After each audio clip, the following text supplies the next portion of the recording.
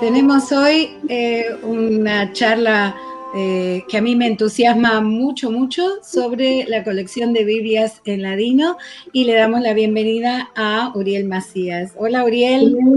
Hola, buenas tardes de Madrid, encantado de estar con vosotros.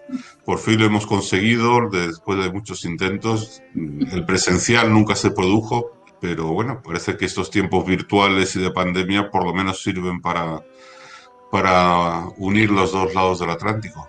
Seguro, y te agradecemos muchísimo porque estás desvelado. ¿Qué hora es allí ahora? Son las 11, ¿no? Para mí no es muy tarde en condiciones normales, porque llevo una racha un poco complicada de trabajo y de presión de trabajo, pues es un poco fatigado, pero bueno, encantadísimo. Muy En bien. cuanto empecemos, Antes de empezar, te voy a presentar a la gente para que te conozca un poco más, para los que ya te conocen, y los que nunca han escuchado de ti, para que tengan una semblanza de a quién estamos presentando hoy. Uriel Macías nació en Madrid, es especialista en bibliografía española de judaica, autor de numerosos catálogos y artículos sobre este tema. Ha coordinado cursos, jornadas y exposiciones sobre diversos aspectos del mundo sefaradí y de la historia de los judíos en la España contemporánea. Coordinador de las Jornadas Sefaradíes de La Rioja desde su primera edición en 1999. Miembro del Consejo de Redacción de Raíces, revista de cultura judía desde su fundación en 1986. Ha sido director fundador de la exposición permanente del Museo de Historia de la Comunidad Judía de Madrid entre 2007 y 2008. Es investigador del Centro Isaac Abravanel. Entre los cargos institucionales cabe destacar el de secretario general y responsable de cultura de la Comunidad Judía de Madrid y el de vocal de la Comisión Permanente de la Federación de Comunidades Judías de España. Es autor de numerosos libros, voy a leer algunos que les van a interesar muchísimo. Yo les dije que era de lujo la de hoy, ¿eh? Se los dije.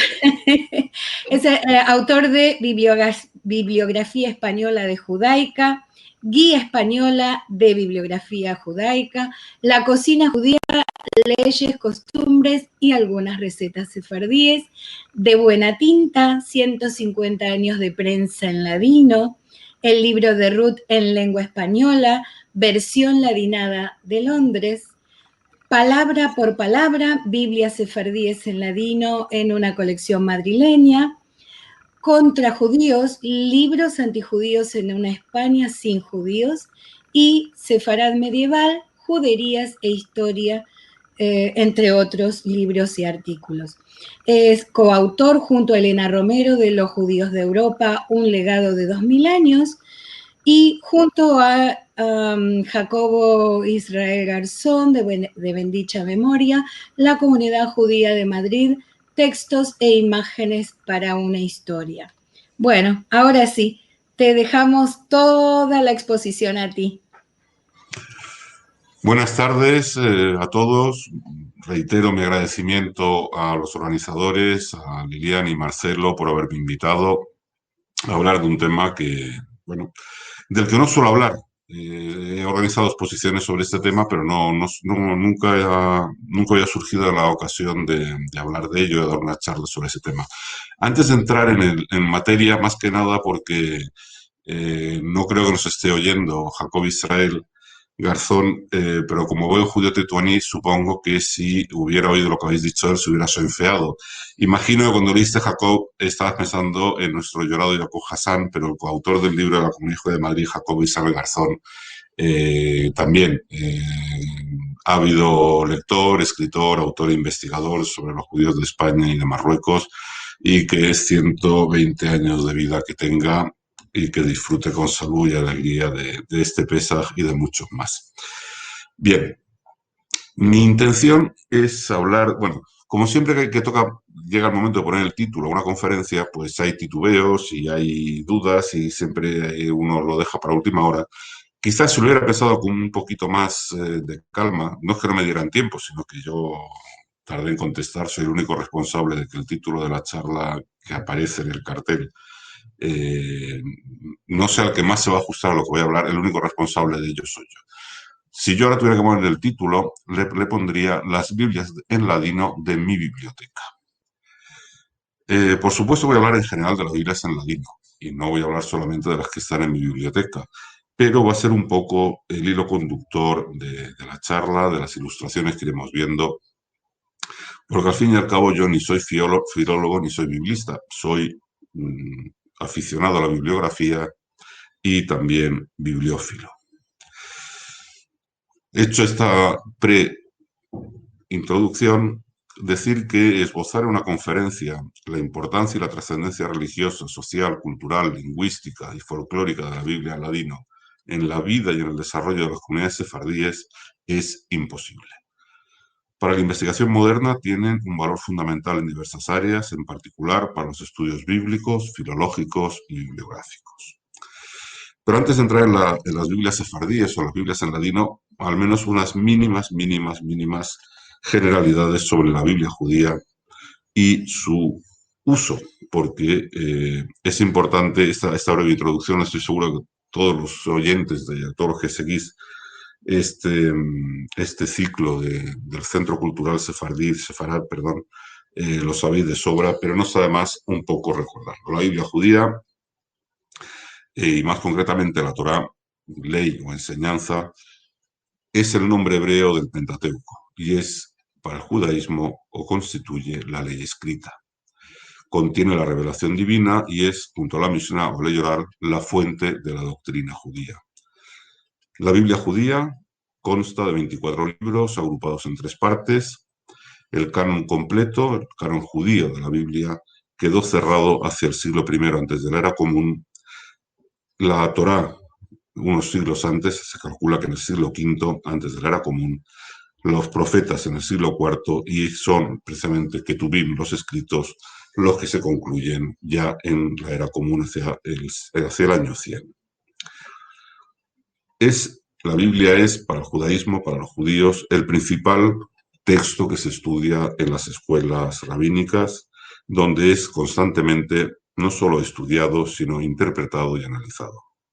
Los comentarios a la Biblia de las grandes autoridades rabínicas, entre las que, por supuesto, sobre todos ellos destaca Rashi, son un elemento inseparable para su estudio y comprensión, y frecuentemente se incluyen en las ediciones judías de la Biblia hebrea.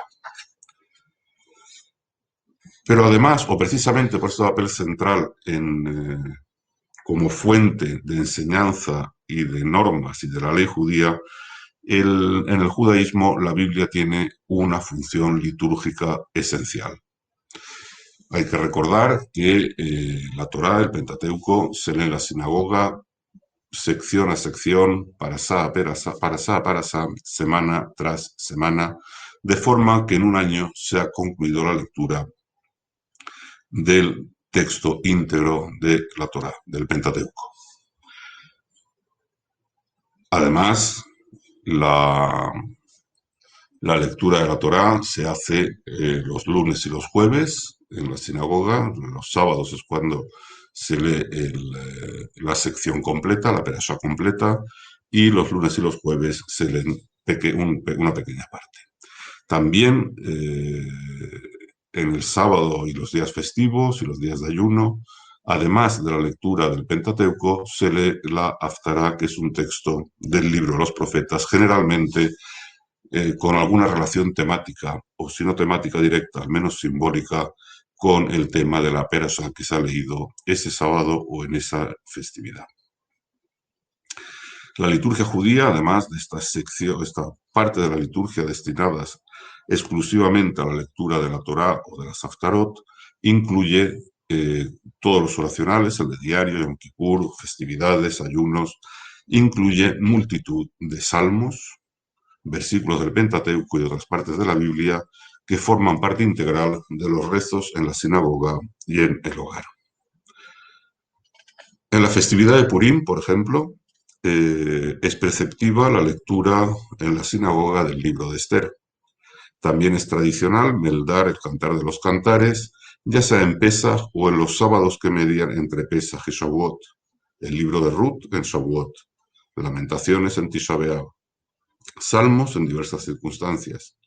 Y es precisamente el uso litúrgico o paralitúrgico del Pentateuco y de otros libros o partes de la Biblia, como el Cantar de los Cantares o Ruth, lo que explica la abundancia de ediciones destinadas a satisfacer una demanda íntimamente ligada a la lectura ritual, que en algunos casos ha sido tradicional acompañarla de su traducción judeo-española. La tradición de traducir la Biblia a las lenguas vernáculas, arameo en diferentes épocas y lugares, el arameo, el griego, el judeo-árabe, las lenguas romances, judeo-alemano, yiddish, ladino, etc., se remonta a los tiempos del exilio de Babilonia. Tras la destrucción del primer templo de Jerusalén, en el año sexto en el siglo VI antes de la Era Común, poco después se inicia la tradición de traducir la Biblia. Para los judíos, la forma sagrada, la forma consagrada, la forma en que se lee en la sinagoga, sobre todo lo que es la Torá en las lecturas del sábado y los días festivos, es preceptivo hacerla en hebreo.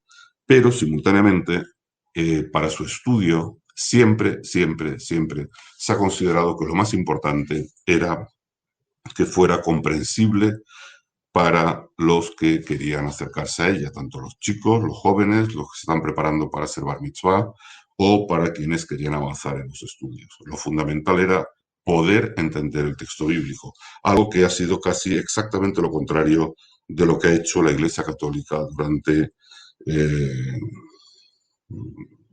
siglos y siglos, vamos, porque desde el siglo XVIII no se normaliza en el mundo católico la traducción de la Biblia a las lenguas vernáculas. Vamos a compartir un poquito la pantalla.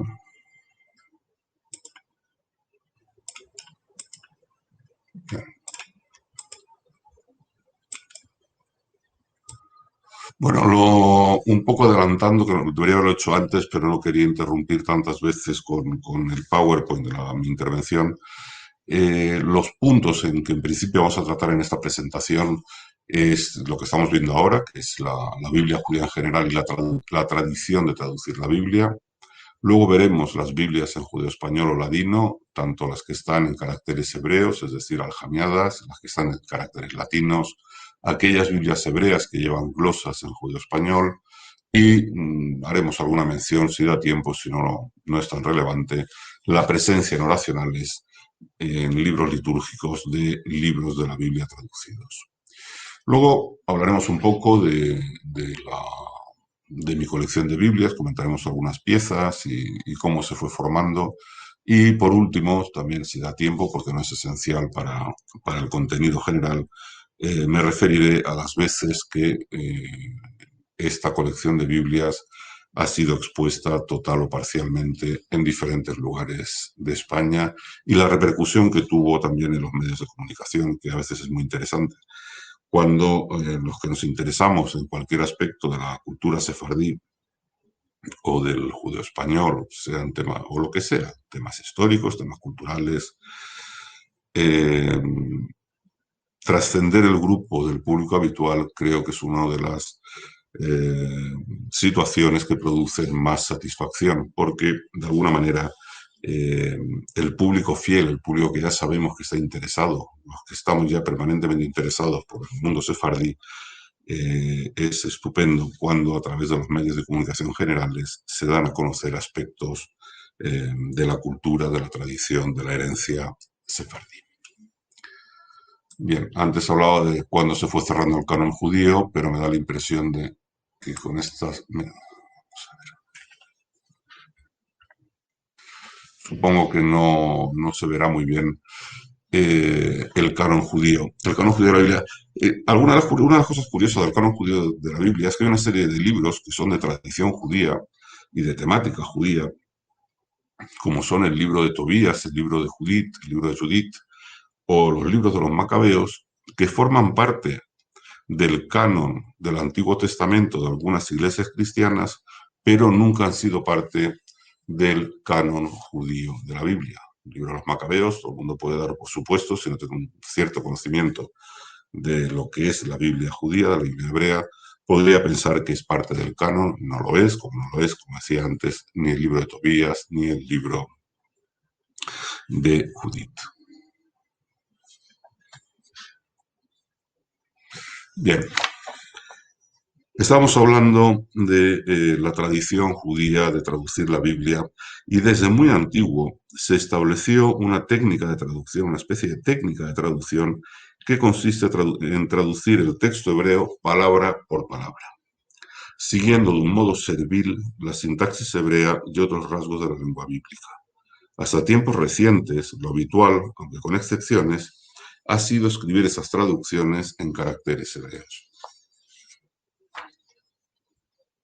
Esto es lo que decía sobre la traducción en el prólogo de la Biblia de Ferrara, porque explicando la técnica de la traducción y por qué el mantenimiento de palabras arcaicas. Hoy cuando leemos la Biblia de Ferrara nos parecerá un monumento a la lengua castellana, porque lo es. Pero además lo curioso es que no es que muchas de las palabras utilizadas puedan resultarnos sorprendentes a los lectores castellanohablantes, hispanohablantes del siglo XXI, sino que ya los propios responsables de la edición-traducción ya señalaban en el siglo XVI, en 1553, que ya el lenguaje, incluso el vocabulario, era en parte, ya estaba entonces un tanto anticuado.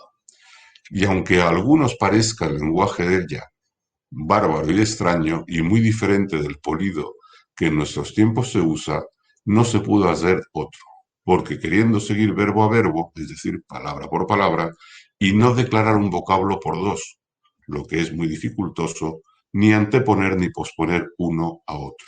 Fue forzado seguir el lenguaje que los antiguos hebreos españoles usaron, que aunque en algo extraña, bien considerando hallarán tener propiedad del vocablo hebraico, y allá tiene su gravedad que la antigüedad suele tener. Es decir, se le está dando un especial valor a la forma en que se traducía ya antiguamente. Eso lo que está diciendo es que la Biblia de Ferrara es continuadora, es un eslabón más en esa tradición que había nacido ya la España medieval con la formación del castellano y la evolución del castellano en la península ibérica.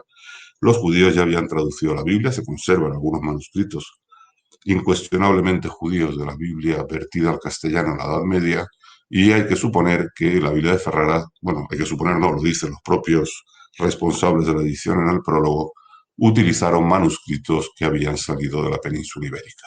Y por eso ellos prefirieron no tocar los vocablos que entonces, el léxico que entonces ya incluso parecía antiguo, para mantener el sabor, y no solo el sabor de la traducción tradicional ya entonces, sino también por un cierto nivel de veneración a lo que se ha ido convirtiendo posiblemente ya en una traducción estándar y reconocida del texto bíblico al castellano. Cuanto más que a decir la realidad de la verdad. Como todas las lenguas tengan su estilo y frasis, no se puede negar que la hebraica tenga la suya, que es la que aquí en esta traslación se verá, la cual no se dejó por otra, por no quitar a cada uno lo suyo. Lo que viene a decir es lo que sabemos todos, que es decir, cada lengua tiene una sintaxis, entendiendo por sintaxis fundamentalmente la forma en que las palabras se ordenan en una frase. Y aunque el castellano, el español, posiblemente sea de las lenguas menos alejadas de la sintaxis hebrea de las lenguas occidentales, lo cierto es que para un lector español moderno, la Biblia de Ferrara resulta dificultosa por las dos razones. El mantenimiento de la presencia de palabras antiguas que ya eran antiguas en el siglo XVI, y por otra parte, esa forma servil de traducir, que claro, es 100% fiel, lo que no quiere decir es que sea 100% comprensible al traducir palabra por palabra, porque lo que resulta es un texto con palabras españolas y sintaxis hebrea. Pero esta ha sido siempre la tradición judía de traducir, de cuando se tradujo antiguamente la Biblia al arameo menos, o alguna fue un poco más libre, la que se hizo al griego, y toda la tradición de traducciones medievales y postmedievales.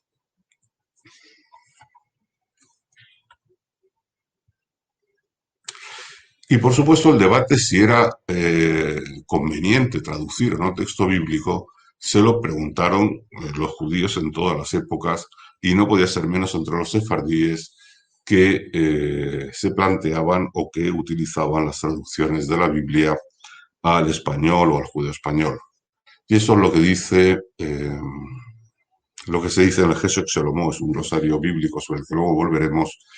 Eso es lo que se dice en el prólogo. Y vimos que nuestros sabios dieron licencia que se escribiese la Biblia en griego, que era la más perfecta y más usada en aquel tiempo. De modo que siendo la lengua española la más usada en nuestro tiempo, cierto será dada la misma licencia para la lengua dicha. De algún modo, el rabino que redactó este libro, el diccionario bíblico, el Jesús Xelomó, lo que hace es recordar que entra dentro de la tradición judía y dentro de lo que los sabios referidos, entendiendo por sabios, los rabinos, los jajamim, siempre habían dado permiso, siempre habían visto con buenos ojos que la Biblia se tradujera.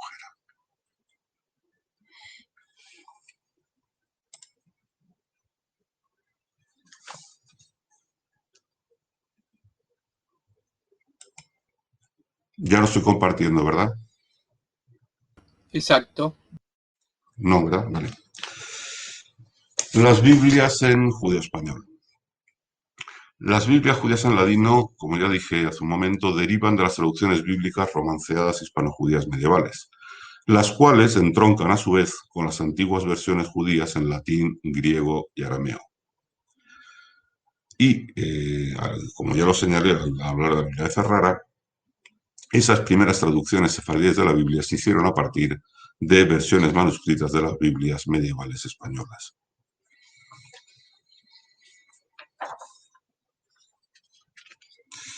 La Biblia hemos comentado que aparte de ser libro de estudio y fuente de la ley judía, hemos hablado de su dimensión litúrgica, de su lectura en la sinagoga y de la presencia de textos bíblicos en multitud en la liturgia de infinidad, de la práctica totalidad de las festividades, celebraciones y ayunos que marca el calendario judío. Pero también ha tenido un uso docente, un uso pedagógico, la traducción de la Biblia. Desde la expulsión, la traducción oral de la Biblia en ladino fue un elemento central y cotidiano en todas las escuelas religiosas primarias de la diáspora sefardí del Mediterráneo, Imperio Otomano, Balcanes, Italia, zona del Estrecho de Gibraltar. Al transmitir la Biblia de esta forma, los maestros perpetuaban una tradición de traducción e interpretación oral en la línea de las traducciones e interpretaciones orales arameas. Esta forma de traducción y enseñanza, conocida entre los sefardíes como ladinar o enladinar, es anterior a la aparición de las primeras ediciones de la Biblia en ladino. Glosarios o Biblias con glosas es anterior a todas las traducciones impresas. Y siguió siendo oral después de su publicación. Por su coste muy elevado, las Biblias eran inasequibles para la mayoría de las familias. Las tiradas eran cortas y entre edición y edición transcurrían décadas. Lo cual no significaba que los editores no trataran de captar clientes para darle también un uso pedagógico. Son varias las ediciones bíblicas con versión sefardí en las que se destaca o se propone su uso docente. Entre otros, podemos mencionar la mayoría de las ediciones del Cantar de los Cantares aparecidas en Ámsterdam desde el siglo XVII hasta el siglo XIX. La Biblia con glosas de Venecia dice: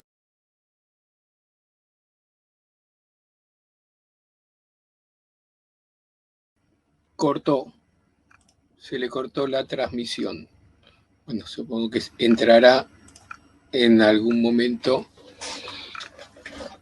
En vez de apretar el botón de llegar, apretó el de salir.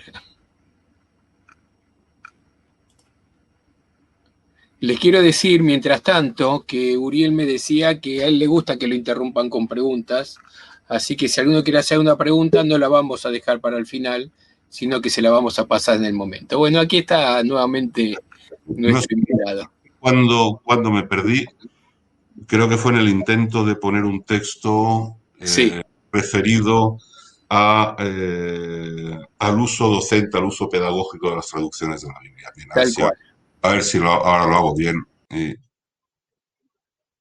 Esto.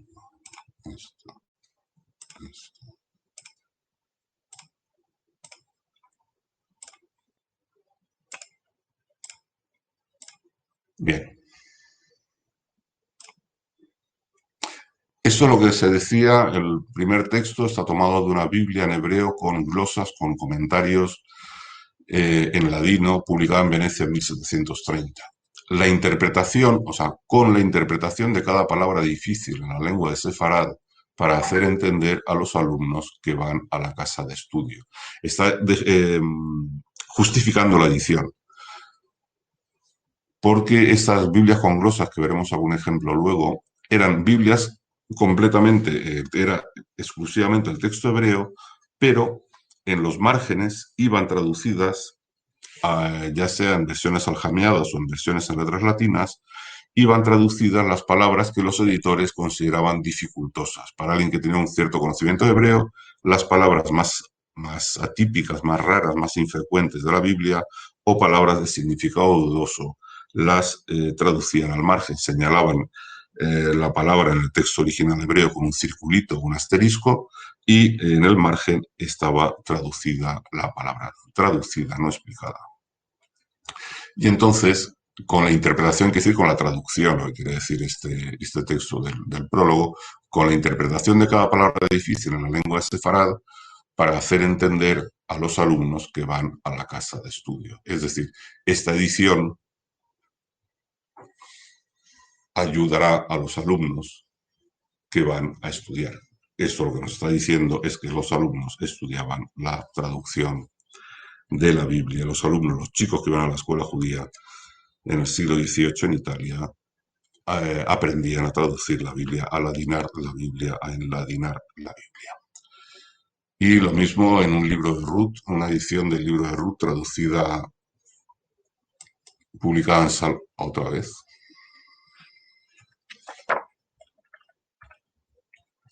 Publicada en Salónica en 1929, ordenado en buena regla por el embesamiento de las chiques. Embesar es enseñar, para enseñar a los niños. Esa es la razón, también otra vez la justificación o la explicación, o una fórmula comercial, también podríamos verlo así, para animar a los compradores de esas ediciones con el ladino, porque no solo eran útiles para la liturgia o para el uso por parte de quienes iban a la sinagoga o lo leían en su casa y lo meldaban después en ladino, sino también para que sus chicos en la escuela lo tuvieran un poquito más fácil.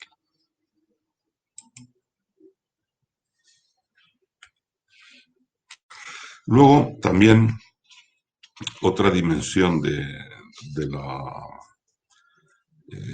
importante del uso de la Biblia, de la importancia de la Biblia hoy, de las Biblias en ladino. Hemos hablado un poco hasta ahora del uso.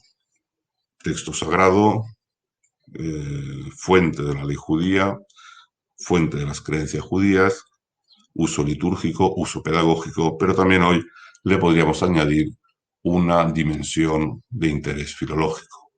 Ahí te voy dejando, Uriel, la primera de las preguntas. No sé si la contestas ahora o la enganchas con lo que tienes pensado de cuál fue la reacción de la Inquisición hacia las Biblias en ladino. Pero no sé si la contestas ahora o la enganchas después cuando llegue el momento.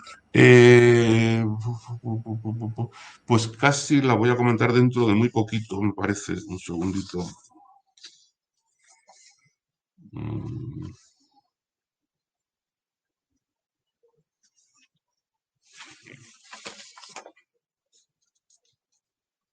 Y si bueno, lo puedo comentar ahora. No hay problema. Lo comento ahora, pues ya que ha salido el tema, lo comento, y si es un tema que le interesa en particular a alguien, pues estupendo, lo vemos ya. En ladino, vamos a ver. A ver si quito esto, que no veo nada yo. Espérate, vale. En España, si nos referimos, por supuesto, a la Inquisición española o igual a la Inquisición portuguesa, en España estaba prohibido el texto bíblico en cualquier idioma, en cualquier versión que no fuera la traducción, la llamada Vulgata, la traducción al latín de la Biblia. El texto hebreo también estaba permitido, porque como no lo entendía nadie, pues prohibido no estaba el texto hebreo original. Pero las traducciones a las lenguas vulgares, a las lenguas romances, a las lenguas que hablaba la gente, las que entendía la gente de la calle, estaban todas prohibidas, y en particular en español. La literatura aljamiada, los libros aljamiados, en judeo-español, en letras hebreas, no consta que llegaran a España. Ese tipo de libros nunca se supo que llegaran a España. O sea que allí, vamos, es que ni había quien los leyera, ni quien los entendiera, ni entre los judíos ni entre los no judíos.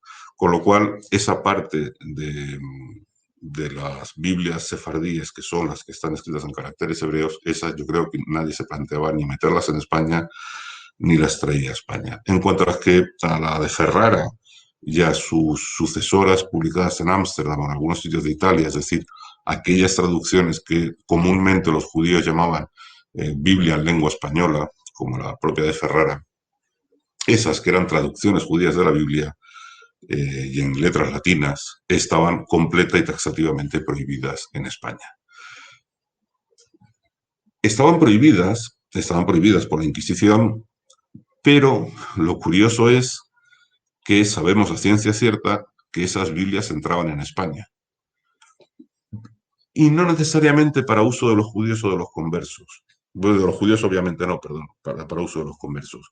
Posiblemente había personas que por su rango, o en la iglesia, o en la universidad, o en la nobleza, conseguían autorizaciones especiales para tenerlas. Porque sabemos que incluso en la época en que la lectura o posesión de una Biblia en español estaba perseguido por la Inquisición, el libro era o censurado, destruido, o confiscado, había bibliotecas en que estos libros estaban, porque algunos de los libros que hoy, de traducciones de la Biblia hechas por los sefardíes en Ámsterdam, incluso ejemplares de la Biblia de Ferrara que hoy se conservan en España, tenemos la casi total certeza de que estaban aquí desde tiempos bastante remotos, por lo menos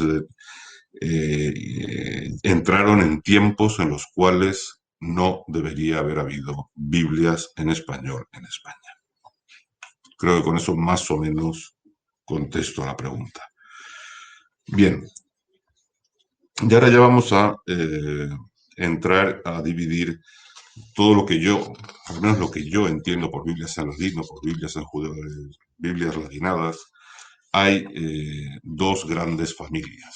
Una son las Biblias escritas en las aljamiadas, las que están escritas en el judío español, pero con caracteres hebreos, y las que están escritas en letras latinas. Las unas vienen fundamentalmente, las aljamiadas se produjeron y estaban destinadas principalmente al público sefardí del Imperio Otomano, también al de Marruecos y aparte de los sefardíes italianos, mientras que las que se producían en caracteres latinos en Italia, primero, pues, posteriormente en Hamburgo, en Ámsterdam, en Londres, toda esa literatura española y portuguesa dentro de ese contexto general de literatura original y traducida al español y al portugués por los sefardíes, generalmente descendientes de conversos que retornaban al judaísmo en Ámsterdam o en Italia, también ellos tenían la necesidad de tener la Biblia en español. Bueno, no solo la Biblia, de hecho también todos los oracionales, libros de doctrina judía, libros sobre el judaísmo en general, porque cuando llegaban, en tanto que conversos desconectados del judaísmo durante generaciones, requerían de todos los textos básicos del judaísmo en lengua española. Y eso también explica la relativa profusión de ediciones de la Biblia y de algunos libros de la Biblia en Ámsterdam en español para estos retornados al judaísmo. y toda esta producción de textos bíblicos en el ámbito sefardí occidental, en Italia, insisto, Holanda,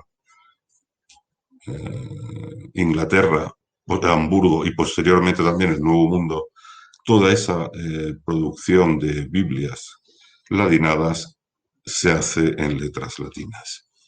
La primera edición completa de la Biblia sefardí completa es la de Ferrara ya mencionada, que se publica en Italia en 1553, llamada Biblia en lengua española, y esta está en caracteres latinos. La primera edición de la Biblia completa en judeo-español aljamiado es, por lo menos la primera que sabemos, porque hubo intentos. Hay un Pentateuco de 1547 de Constantinopla que lleva el texto en una lengua fronteriza entre el español y el judeo-español. Luego aparecen varios libros bíblicos, pero no parece que en el siglo XVI ni en el siglo XVII se llegara a publicar ninguna Biblia completa en judeo-español en caracteres hebreos. La primera será la de Abraham Asá, publicada en Constantinopla entre 1739 y 1744.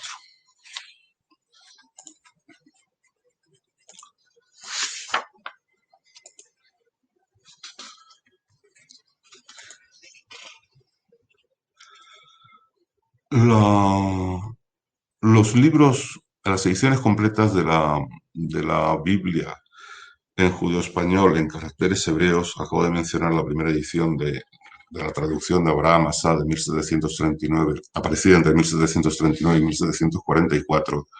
Le seguiría otra publicada en Viena, una traducción diferente de Israel Bajar Hayim en 1813-1816. Estamos hablando de un periodo, muy largo periodo, de 70 años entre la primera y la segunda edición de la Biblia completa en judeo-español.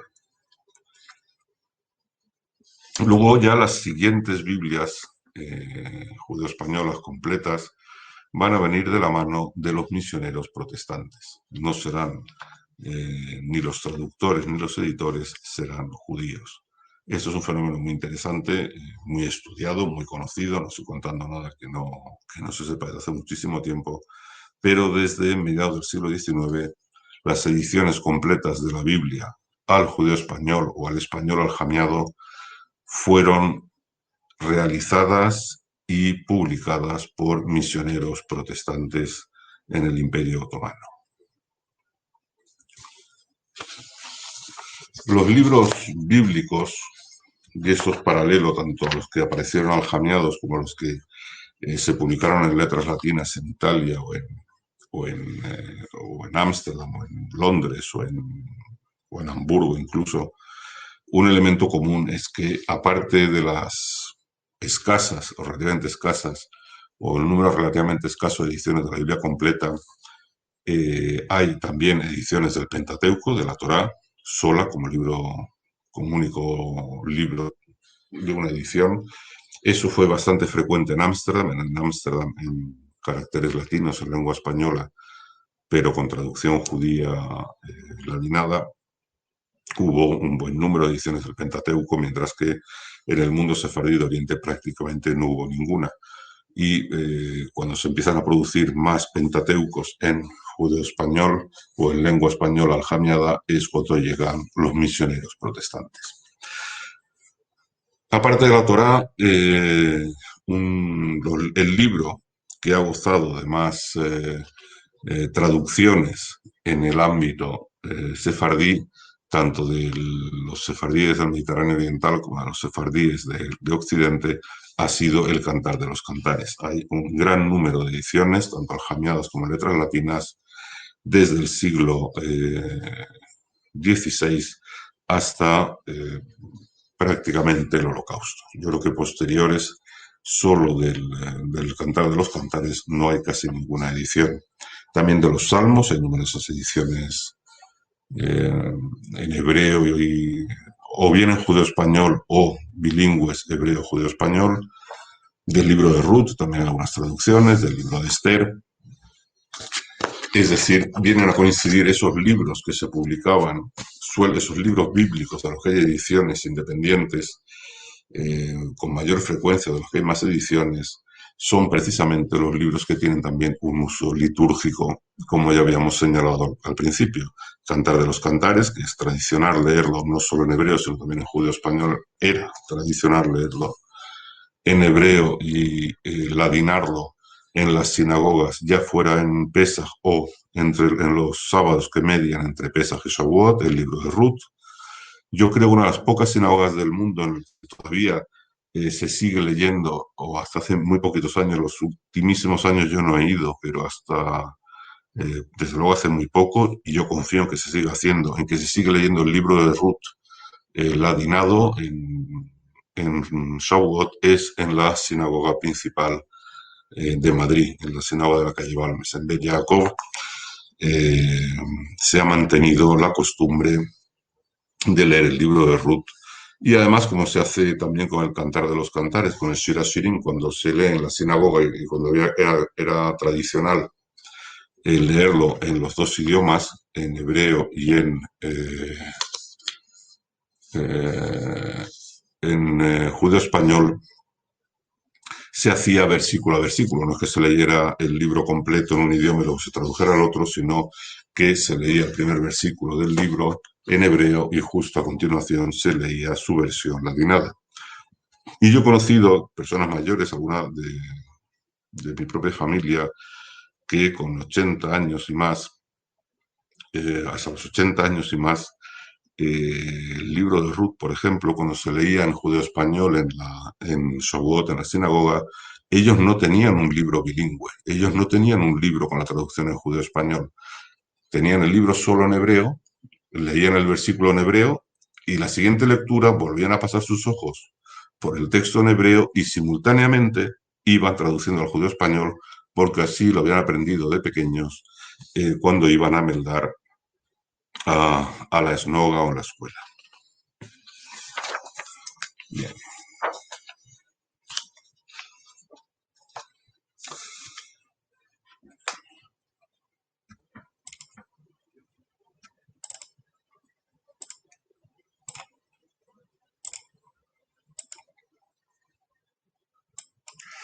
Bien, hemos señalado algunos de los elementos por los que las Biblias eran importantes en el momento de su publicación, pero hoy también tienen un enorme interés las Biblias sefardíes con judeo-español, dada la variedad de épocas en que se publicaron, la variedad de lugares, y también, por otra parte, la tendencia, la específica, la muy especial tendencia de los libros de las traducciones bíblicas al judeo-español, al igual que las traducciones de los libros de oraciones del Sidur, del Mahzor, eran traducciones enormemente conservadoras, en que cuando se habla de que el judeo-español, todos esos bárbaros que se creen que el judeo-español es una especie de relicario de palabras antiguas españolas medievales, lo cual es una supina estupidez. En cambio, las traducciones al ladino sí es cierto que son textos que retienen muchísimos más arcaísmos que cualquier otro tipo de textos publicados en judeo-español. Por lo tanto, es una fuente inagotable para el estudio del español histórico y de sus diferentes variantes, y ahí hay un campo de trabajo importante de incorporar palabras de estas Biblias a los diccionarios históricos de la lengua española. Bien, vamos a ir terminando. Ha sido un repaso muy rápido a las Biblias sefardíes, los libros que más se publicaban. Hemos mencionado parte de los principales centros editoriales: Constantinopla, Salónica, Esmirna para los textos aljamiados, Venecia, Livorno, Ámsterdam, Londres, Hamburgo para los textos en letras latinas, por supuesto sin olvidar Ferrara, que es donde vio la luz la primera edición completa de la Biblia en lengua española.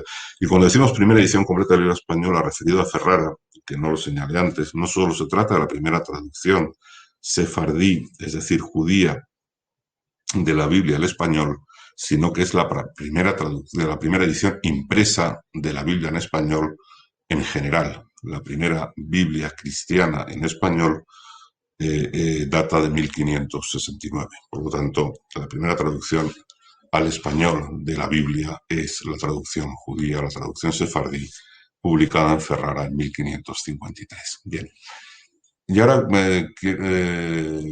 comentando un poco lo de aquí un poco entro en el campo del coleccionista, los ejemplares de las Biblias sefardíes son bastante escasos, no de todas las ediciones, algunas ediciones prácticamente han quedado hojas sueltas de algún ejemplar, de otros se conservan uno o dos en todo el mundo, o que se conozcan al menos, pero ya hay una nota en el prólogo de la segunda edición de la Biblia completa aljamiada en judeo-español, la de 1813, que ya mencioné antes, de Israel Bahar Hayim, publicada también en 1813, él decía: este Arba Be'esrim, es decir, esta Biblia, fue estampado ahora 70 años en Costán, es decir, que ya se había publicado anteriormente 70 años atrás en Constantinopla, en la ya mencionada traducción de Abraham Asa de 1739.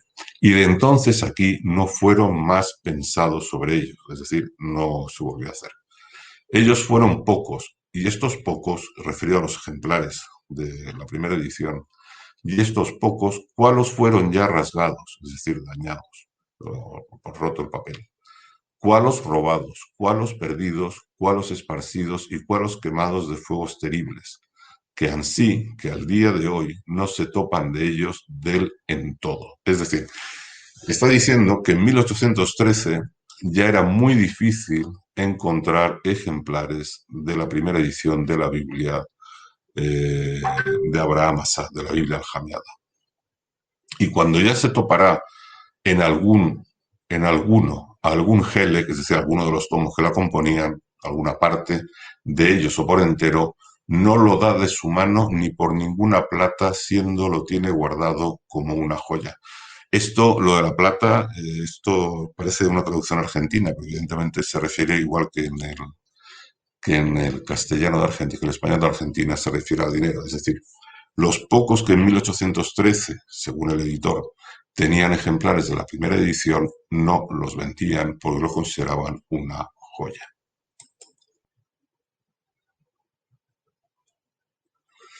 Otra de las razones adicionales por las cuales las Biblias, sobre todo las de las aljamiadas, las de los sefardíes del Mediterráneo Oriental, son muy raras, hay muchísimos factores para ello. Uno, que la calidad del papel era malísimo.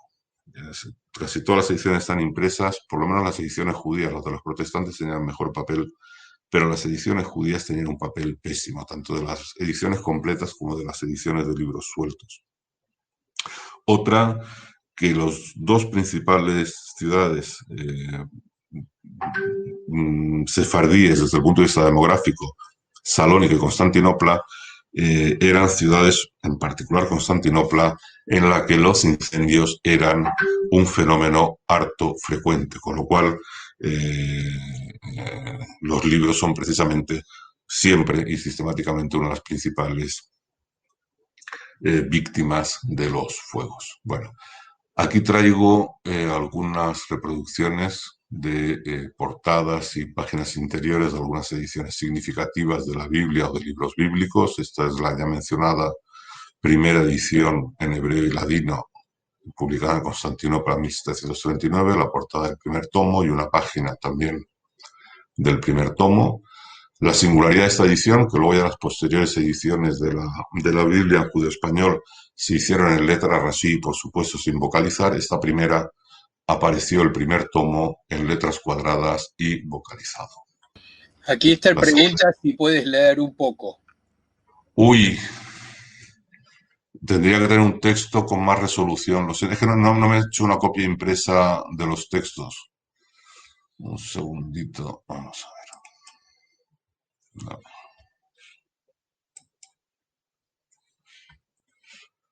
Bueno, luego lo intento, de verdad. A ver. Segunda edición, También texto hebreo y texto en judeo-español enfrentados, y al pie, en letra más menuda todavía, el comentario de Rashi sobre el hebreo. Esta es la edición de Viena de 1813. Esta es en el prólogo de esta, donde se señalaba que se había hecho rara la anterior solo 70 años después de su publicación. Estas ya son algunos ejemplos de las que yo he llamado las Biblias de las misiones protestantes, porque las traducciones y las ediciones estaban hechos por misioneros protestantes. Pero curiosamente, y eso hay que señalarlo, podrán gustar más o menos las traducciones desde muy diversos puntos de vista, pero estaban autorizadas por los rabinos. No en la intención, por lo menos de estas traducciones que conocemos, no estaba la de inducir a los judíos a una lectura, a una traducción de la Biblia cristianizante, sino que eran muy en la línea de las traducciones tradicionales judías en cuanto a su contenido. En las tardías, en las del siglo, como esta de 1873 que tenemos allí, la lengua sí está muy modernizada, el léxico sobre todo está muy modernizado, pero la traducción conceptualmente es completamente acorde a la interpretación judía de la Biblia. Algunos ejemplos de libros sueltos: el libro de Job, publicado en Livorno en 1778, en hebreo y en ladino; un libro de James Megilot, es decir, los 5 rollos, en hebreo y ladino, publicado en Salónica en 1808; diferentes ediciones del Cantar de los Cantares, una bien antigua de 1619, otras más tardías, ya del último cuarto del siglo XVIII. También hay ediciones, antes señalaba que algunos libros que son de tradición judía, pero que no forman parte del canon judío de la Biblia, como el libro de Ben Sirá. También de este hay traducciones al judío español. De este hay muy pocas ediciones, creo que esta es la única edición que existe, pero otros libros como el de los Macabeos o Judith sí hay más traducciones, ya sea como libro independiente formando parte de oracionales u otro tipo de libros.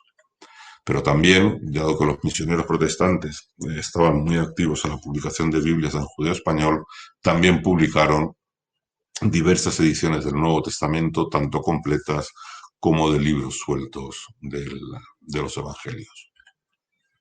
Aquí algunos ejemplos: la portada de la Biblia de Ferrara, otras 2 ediciones en lengua española en caracteres latinos de tradición sefardí, una de 1646, y la única bilingüe que apareció en Ámsterdam, con el texto en lengua española y en hebreo, la de 1762.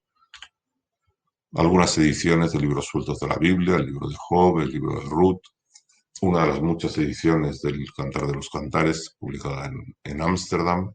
Estas que hay aquí son todas del siglo XVIII.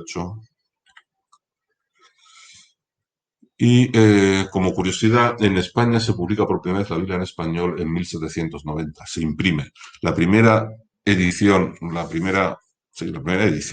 que sale de las imprentas en España de la Biblia en español es de 1790. Aparece la primera edición en Valencia, luego se reedita pronto en Madrid, y el traductor es un sacerdote, Cío de San Miguel, que es muy interesante porque en las notas, que no carecen de erudición, hay muchísimas referencias a cómo se traducen ciertas palabras en la Biblia de Ferrara. Por supuesto, se trata de una traducción católica, pero tiene en cuenta también la traducción de Ferrara. Y de hecho, es muy curioso que, siendo una traducción cristiana, este traductor, Cío de San Miguel, se sentía más próximo a la traducción judía de Ferrara que a la de la Biblia de Rosso, que era protestante. Bien, esos son unos casos de glosarios bíblicos en que se explican las palabras difíciles de la Biblia, se traducen las palabras difíciles de la Biblia. Este es un ejemplo de Biblia con glosas, en que en los márgenes ven letras latinas, en este caso, traducidas al español las palabras más complicadas del texto. Esta es la primera página del Pentateuco. Bien. Y lo vamos a dejar aquí, yo creo que ya he hablado suficiente. Solo un par de comentarios sobre... a ver si me entero. Bien, ¿estoy yo o estoy yo, ¿verdad? Sí, estás tú. Vale. Bueno, esta colección de Biblias, muchas veces los coleccionistas, los bibliófilos, que abarcamos diferentes temas. El tema de la biblioteca la empezó mi padre, luego la seguimos juntos y luego falleció mi padre muy joven, en 1998, la he continuado yo. Bueno, era una biblioteca en que intentábamos reunir libros, en general, no libros de especial antigüedad ni de especial rareza, por un tema de capacidad adquisitiva, o sea, en esto no hay ningún misterio. Pero, bueno, con el paso del tiempo y constancia fuimos reuniendo bastantes libros, cosa que yo he continuado, y sobre todo centrados en el mundo hispano-judío y sefardí, incluyendo algunos libros en ladino. Y ya había fallecido mi padre, y un día revisando con calma los poquitos, el pequeño conjunto, el modesto conjunto de libros en ladino, de libros en judeo-español que habíamos reunido, me di cuenta de que había bastantes ediciones de la Biblia. Pues, ediciones completas protestantes, algunos tomos de las ediciones judías más tempranas, varias ediciones del Cantar de los Cantares, y digo, hombre, pues en vez de seguir haciendo una biblioteca general o de reunir libros en general en judeo español, me voy a centrar en la Biblia.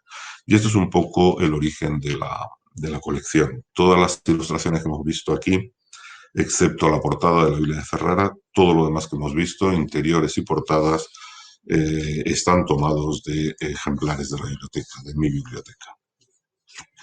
Y esta colección ya ha sido expuesta en España en 3 ocasiones, en Nájera, en la localidad de La Rioja, fue una exposición de lo que entonces esa exposición fue en el año 2005, pues la colección era más modesta que ahora, y además en aquella fue una exposición de Biblias en ladino en que había ejemplares tanto del antiguo Instituto Arias Montano como de mi colección. Luego hubo otra muy pequeña, muy restringida, solo de 30 ejemplares por cuestiones de espacio, que se hizo en la Universidad Católica de Murcia, es exclusivamente a partir de ejemplares de mi colección. Y luego una muchísimo más ambiciosa, que fue la que se hizo en Madrid en el Círculo de Bellas Artes en el año 2014, del cual además hay catálogo publicado por la editorial Tirocinio de Pilar Romeu, a la que estoy seguro que la mayor parte de los que estáis aquí siguiendo esta charla conocéis o sabéis de ella. Y en aquella ocasión, pues se expusieron, si no recuerdo mal, 91 piezas, incluyendo Biblias completas, ediciones completas de la Biblia, ediciones de libros independientes y libros conteniendo traducciones completas la traducción completa de al menos algún libro de la Biblia al judío español. Y yo con eso termino, ya he hablado más de lo que quería hablar y que me gusta. Ahora haya un coloquio, preguntas, divergencias. Hay una pregunta de Pablo Frenkel, que es si hubo algún ejemplar de Biblia ladinada en América, pero yo te voy a hacer un poco más extensa, esta misma pregunta, si hay alguna referencia de qué es lo que pasaba en América a partir del descubrimiento, si hay alguna referencia de Biblias judías, de judío-conversos, si hay algún seguimiento, que haya alguna huella de judío-conversos que hayan usado Biblias, porque tuvieron que haber usado Biblias. Bueno, tuvieron o no. Es decir, la verdad es que todo el tema de los judeoconversos vamos trazándolo a partir de una documentación muy fragmentaria, tanto en España como en América. Y hay cosas que suponemos, cosas que inferimos y cosas que dicen los inquisidores. Y entonces, cómo de fiable y luego cómo de extrapolable son las cosas, claro. Porque que pillaran a un señor con una Biblia escondida entre 2 paredes de su casa, yo qué sé, en Sevilla o en Buenos Aires o donde sea, en Cartagena de Indias, eso era extrapolable, era excepcional. Resulta que ese señor vivía en Ámsterdam y estaba por temas de negocios pasando por esa ciudad en aquel momento. Es muy difícil verlo, porque la información que tenemos es fragmentaria. Yo tiendo a pensar que Biblias judeo-españolas, ya fueran en letras latinas o bueno, aljamiadas, yo doy por sentado que no las hubo en la España, en la Hispanoamérica colonial, estoy seguro de que no las hubo. En letras latinas, pues yo tiendo a pensar que un poco lo que pasó.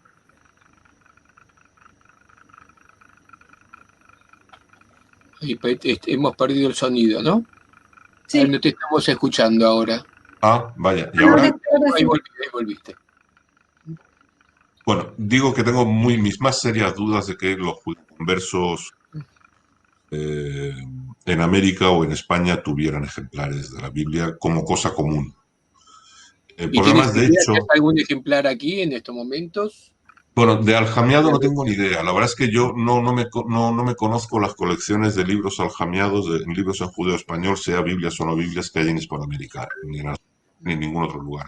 Sí sé que en Buenos Aires hay un ejemplar, creo que bastante completito, de la Biblia de Ferrara. Y además alguien publicó un pequeño estudio, un tal, creo que Clemente Ricci, y yo creo que ese libro está en la universidad, estaba en la Universidad de Buenos Aires. Bueno, si a alguien le interesa el dato, se lo puedo buscar para una próxima Me parece ocasión. que en la Biblioteca Nacional.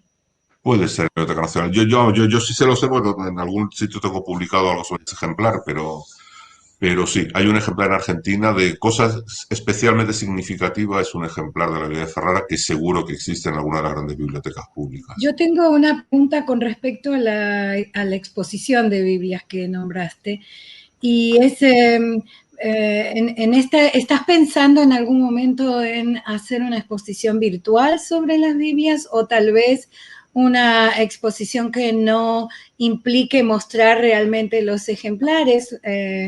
Entiendo que si uno quiere que la exposición llegue a otros lugares, pues trasladar los ejemplares sería algo muy costoso, tal vez. No es tan costoso, realmente. Bueno, barato no es, pero no es tan costoso porque digamos que el valor si es que lo tiene, el valor de la colección que he reunido no es tanto el económico, porque yo no tengo un ejemplar completo de la de Ferrara, que es la que podría ser de un precio mayor, tengo Constantinopla, no tengo ni una página, en fin, el valor de mi colección es más bien que he conseguido reunir muchas piezas. Ajá. Y me faltan las más valiosas. De hecho, son muy valiosas, están en las grandes bibliotecas públicas internacionales y en alguna colección privada, por supuesto, también.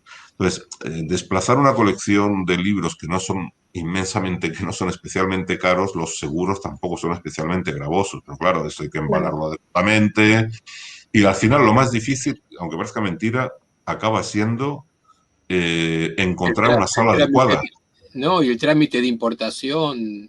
Bueno, eso existe, eso es una documentación que hay que ponerse en manos de abogados especialistas en aduanas. Estos libros, se hace un inventario cuando se mueven, siempre que se hacen exposiciones internacionales de objetos y libros, se hace una declaración de los libros que salen y de los libros que entran, y eso no tiene ninguna carga fiscal. El problema es, muchas veces, a mí me ha pasado en Nueva York, estuve a punto de hacerlo, y yo creo que más que fallar la financiación, falló el encontrar un sitio adecuado. Pues tampoco es una colección tan extraordinariamente rara y valiosa y atractiva para el gran público para decir, bueno, invierto en hacer todo un gran montaje como se hace ahora cuando se traen momias de Egipto. En las momias de Egipto se forman colas en la calle y para ver una colección de Biblias sefardíes pues van los curiosos habituales y algunos más. En Madrid, por ejemplo, el Círculo de Bellas Artes se calcula que la visitaron en el mes y medio que estuvo, que a mí no me parece poco, cerca de 4.000 personas. Yo creo que no está mal, pero bueno. Muy bien, vamos a ver algunos saludos, porque están de todos lados, ¿eh? Estamos Estrella Levi desde Buenos Aires, está Diana Franchini desde Brasil, desde Córdoba Débora Serrat, que está siempre con nosotros, desde Buenos Aires Masri, Jorge Miño también desde Buenos Aires, desde Bahía Blanca Pablo, que ahí te iba a dejar una pregunta que no tiene que ver con la Biblia, ya te la digo para el final.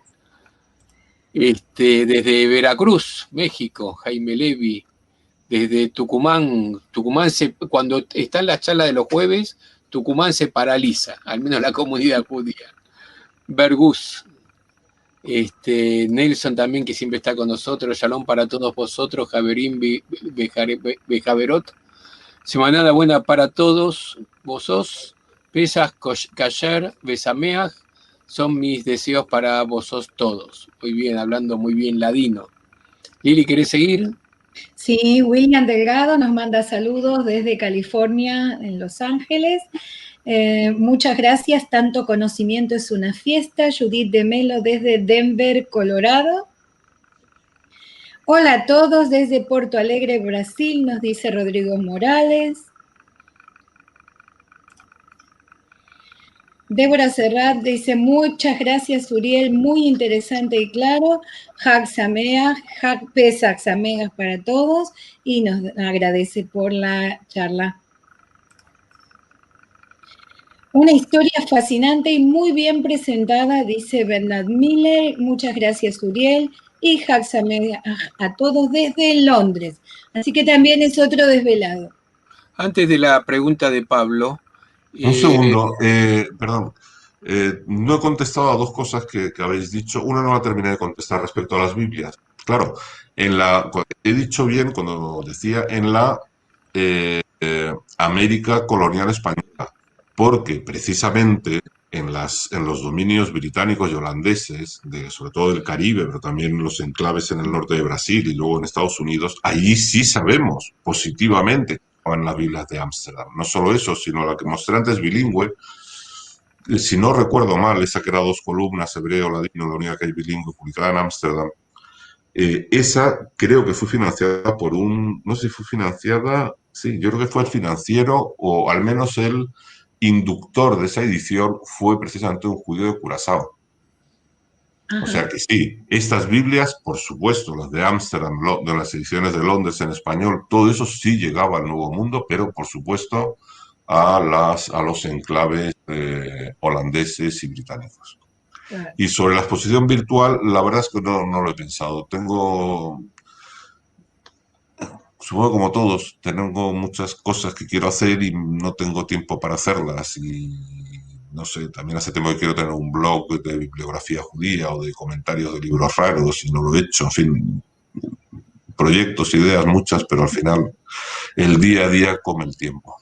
Seguro, pero bueno, cada cosa tiene su tiempo y en algún momento llegará. Si Dios quiere. La pregunta rara que te decía es que Pablo pregunta quién es el autor de la pintura que está a tu izquierda. Yo te dije que era muy bonita cuando te encontré, que está atrás tuyo. ¿A mi izquierda o a tu la de la mujer, digamos? Pues es de una pintora aficionada de Sitges. Sitges es una localidad cerca de Barcelona. ¿Y cómo se llamaba? Apellido Coll, C-O-L-L, y de nombre...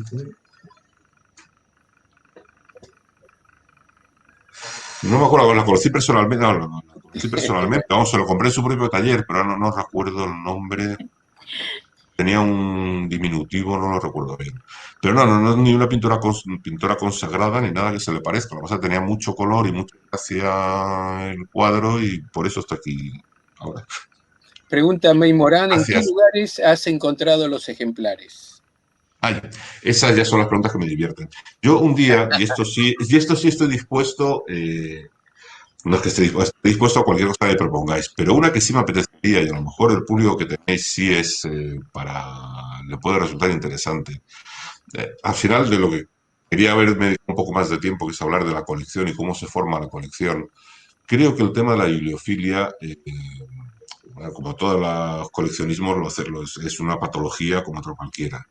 Y cada uno colecciona lo que le gusta y va formando sus colecciones. Pero para que alguien que le interesa el mundo del libro judío, del mundo sefardí, hablar de reuniendo las colecciones particulares que se están formando ahora en distintos lugares, creo que es un tema interesante, porque a medida que cuentas cómo vas reuniendo los libros, vas hablando de los libros, de las ediciones, de lo que se publicaba en cada época.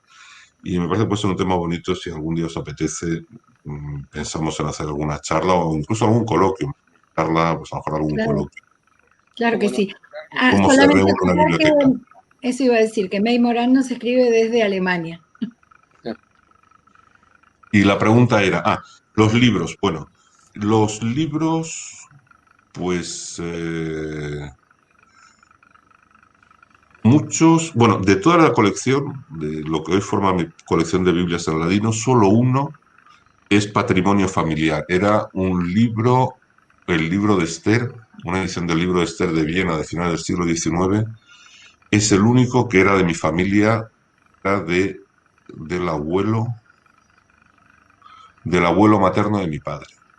O sea, todo el resto de las Biblias se han ido adquiriendo con el paso de los años. Muchísimas, yo creo que muy considerable en Israel. Libreros de Israel o subastas online o no online de libros en Israel. También otras pues en Nueva York, algunas en España. En España yo creo que aljamiada ninguna. Bueno, no sé, hace poco, muy curioso, me llama mucho la atención porque algún libro suelto, cuando digo libro suelto no quiere decir que al libro le falte, sino que no son los evangelios completos, algún tomito de, ahora no recuerdo cuál, alguna cosa de Mateo.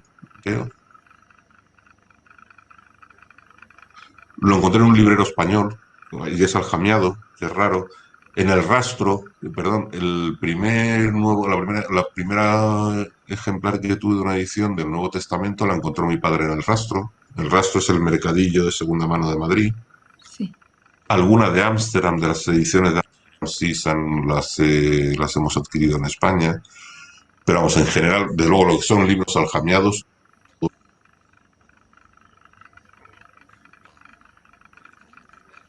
Otra vez se fue el sonido. A ver si vuelve. A lo mejor soy yo, a quien se le dio la voz es a mí.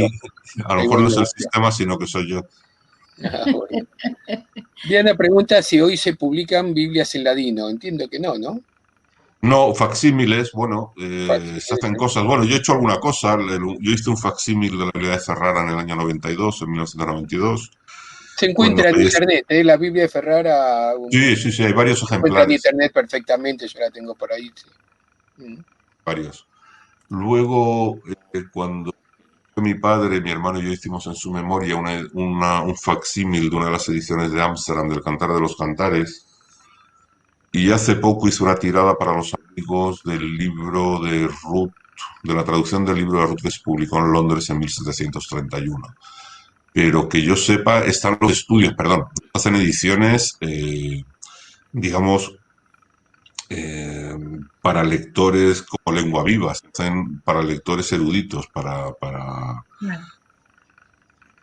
académicas, por supuesto. Moshe Lazar ha hecho la Biblia de Ferrara y otra multitud de ediciones de la Biblia aljamiada, Javier Puello. Hay varios investigadores que, sobre todo en Estados Unidos, las ediciones son casi todas de Estados Unidos, han ido publicando tanto manuscritos como empresas de la Biblia, de ediciones de la Biblia, tanto en caracteres latinos como aljamiadas. Pero hablaríamos yo siempre de ediciones científicas, académicas, en esa línea, no porque alguien las vaya a usar litúrgicamente o porque nadie las vaya a... Pregunta Vincent Mendizábal, dice, ¿en siglo XV se usaba solo en hebreo en las sinagogas? O sea, antes de la Inquisición, se refiere si se usaba solo el hebreo en las sinagogas. Pues seguramente, vamos, no sé, el mundo judío tradicional, y en particular el mundo sefardí, ha rezado en las sinagogas y en sus casas exclusivamente en hebreo, con pequeñas incrustaciones. Y me hablo de la diáspora sefardí posterior al siglo XVI. Ya cité los ejemplos de la lectura del libro de Ruth, o el Cantar de los Cantares en las sinagogas, que se ha venido haciendo hasta hace muy poco y que alguna todavía lo hace. Pero luego también algunos cantos paralitúrgicos en Simchat Torah, en Tisha B'Av, pues hay sinagogas sefardíes que tenían algún poema en judeo-español o en español. En la liturgia judía, bueno, una de las oraciones más importantes del oracional judío de todos los días, de diario, de sábado, de festivo, de Yom Kippur, da igual, que es el Kadish que es... una de las oraciones vertebradoras del oracional judío está en arameo. Claro. Pero, pues posiblemente antes de la expulsión de los judíos en España, pues cabe pensar que sí, que se traducirían cosas. Desde luego, es casi seguro que en las casas traducían la lectura del relato de la Pascua, la Haggadá. Es casi seguro que se traducía, pues en Al-Ándalus se traduciría al árabe, en Castilla al castellano, Cataluña al catalán, etcétera. Eso parece prácticamente evidente que así debía ser. Y no hay que descartar tampoco que en la sinagoga, pues algún poema, en las bodas, o en las circuncisiones, o en Simchat Torah, como pasó luego en la diáspora sefardí, que la costumbre de incrustar algún poema en la lengua vernácula ya existiera. Bueno, y ya para terminar, antes que te quedes sin voz o que Internet se quede sin voz, gracias Sánchez, que es muy interesante, agradece mucho desde Madrid. Y finalmente pregunta Jaime Levy si algunas Biblias están en solitreo. Bueno, aquí estamos con la terminología, si por solitreo, es que, bueno, yo no lo sé. Supongo que se refiere al manuscrito, ¿no? Sí, claro, por supuesto, que se conservan, por supuesto que hay, no sé si completas, pero desde luego libros de la Biblia en judeo español manuscritos sí hay. Sí, el solitreo, en realidad, creo que no hay publicaciones, porque el solitreo era una lengua manuscrita de casa. Era más que nada, la gente se escribía cartas, postales, no hay libros en solitreo, hay algunas páginas sueltas traducidas de manera hogareña, pero no creo que haya publicaciones. Es como si hubiera un libro en cursiva, digamos. Exactamente. Bueno, vamos a ir terminando, Uriel, muchísimas gracias. Bueno, para el futuro ya tenemos una segunda parte, vamos a ver para el segundo semestre, pues ya el primer semestre está bastante completito, por suerte la propuesta afortunadamente es muy buena. Muchísimas gracias, Uriel, ha sido excelente y muy ilustrativa, nos ha iluminado mucho tus conocimientos. Y a ver cuándo podremos traerlas para aquí. Sí. Eso. Bueno, pues muchísimo. ¿Me despido ahora o...? Sí. Bien. Sí. Bueno, pues agradeceros primero a vosotros, Marcelo y Liliana y Marcelo, por haberme invitado a hablar de esto con vosotros y con quienes os siguen habitualmente en vuestras actividades, y a todo el público por acercarse virtualmente a estar con nosotros y seguir esta conferencia, esta charla. Espero que a todos vosotros os haya resultado de interés, amena, y que os haya aportado algo. El tema era muy extenso, he tenido que picotear. Seguro. De eso se trata, de que genere el interés. Después cada uno puede profundizar. Bueno, buenas tardes todavía. Muy interesante, Uriel. Ha sido un honor para nosotros tenerte aquí. Te agradecemos muchísimo que a pesar de las actividades y muchas que tienes durante el día, estés todavía despierto acompañándonos y con un poco de capacidad de hablar todavía. Yo no sé si lo podría hacer, pero muchísimas gracias. El tema ha sido fantástico y seguramente vamos a programar alguna continuación para hablar sobre la colección más en específico.